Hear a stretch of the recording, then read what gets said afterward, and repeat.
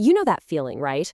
When you're so lost in a book or a movie that the real world just fades away, or you feel this genuine, real connection to a character who, let's be honest, doesn't even exist. We've all been there. But why? Okay, let's really get into this because it turns out our love for stories isn't just some random quirk.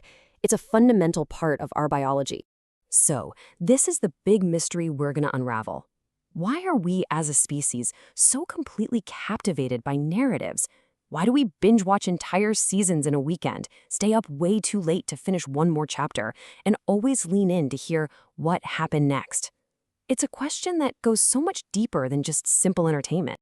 And the answer, according to a whole lot of new research, is that storytelling is a biological imperative. Yeah, you heard that right. Our brains are literally hardwired to seek out and pay attention to stories for one very simple and very powerful reason: survival.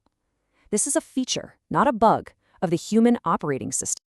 To really understand this, we need to go way, way back. We're going to look at the ancient blueprint for our story-obsessed minds, a blueprint that was forged tens of thousands of years ago around campfires and out on the savannah. This is where our addiction to story really began. For early humans, stories were a critical piece of technology.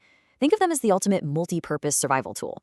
First off, they were the original instruction manuals, passing on vital knowledge like, hey, don't eat those red berries, or here's how you track a mammoth without getting stomped. Second, they strengthened social bonds. They created shared values, a shared history, which is absolutely crucial if you're a species that needs to cooperate to survive. And third, and this might be the most powerful function of all, they let us simulate future scenarios. This whole idea of simulation is so important. Researchers like Marr and Oatley talk about stories as being mental simulators.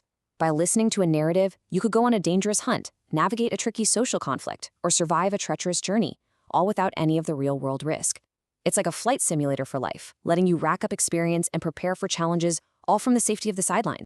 Okay, so we know why stories were so good for us evolutionarily. But now let's look at how it all works on a physical level. What is actually going on inside your head when you're completely hooked on a good story? Well, it turns out it's a pretty powerful chemical reaction. Now, this is one of the most fascinating discoveries in the neuroscience of stories. It's a phenomenon called neural coupling, or you can think of it as mirroring. When you're truly locked in on a story, your brain activity actually starts to synchronize with the storytellers. Your neurons fire in the same patterns. So you're not just processing words, your brain is literally recreating the speaker's experience. It's why stories can feel so incredibly immersive and real. And while your neurons are doing that syncing thing, your brain is also being flooded with this potent chemical cocktail. You get a hit of dopamine, the reward chemical, as you anticipate what's going to happen next. It makes the story feel satisfying and helps you remember all the little details. If the story gets emotional or tense, you get a shot of cortisol, which sharpens your attention. And those touching, heartfelt stories, they can release oxytocin, the bonding hormone, which is what builds empathy and trust. A well-told story is, no joke, a drug your brain cooks up for itself. So our brains are basically these ancient, chemically primed machines just waiting for a good story. But what exactly makes a story good, in our brain's opinion? Well, it turns out there's a kind of universal code, a set of patterns and secret ingredients that storytellers have been using for thousands of years to satisfy our neural cravings. And what's really interesting is just how predictable we are. Literary experts like Christopher Booker argue that nearly every story you've ever heard fits into one of just 7 basic plots. I mean, you've got overcoming the monster, rags to riches, the quest. Our brains are just hardwired to recognize these fundamental story shapes. They feel so familiar and satisfying because they're tapping into that deep, ancient code.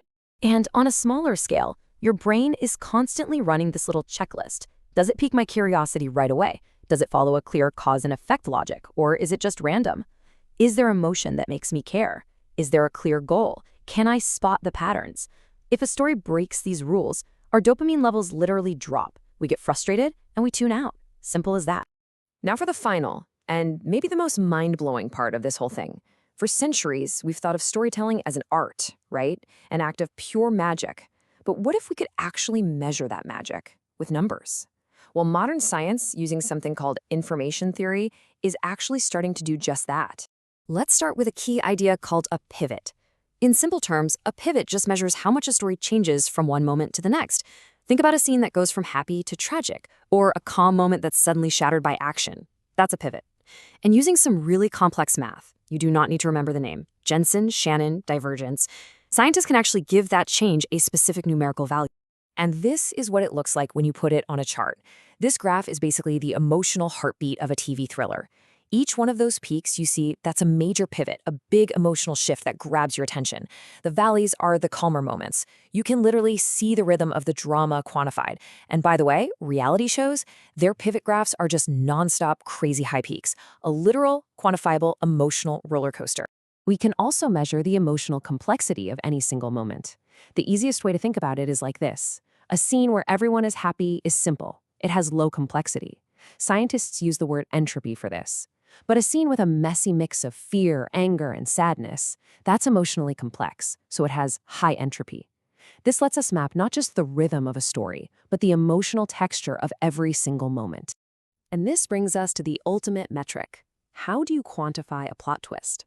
It's actually more straightforward than you'd think. You just measure the gap between what the story has led us to predict is going to happen and what actually happens.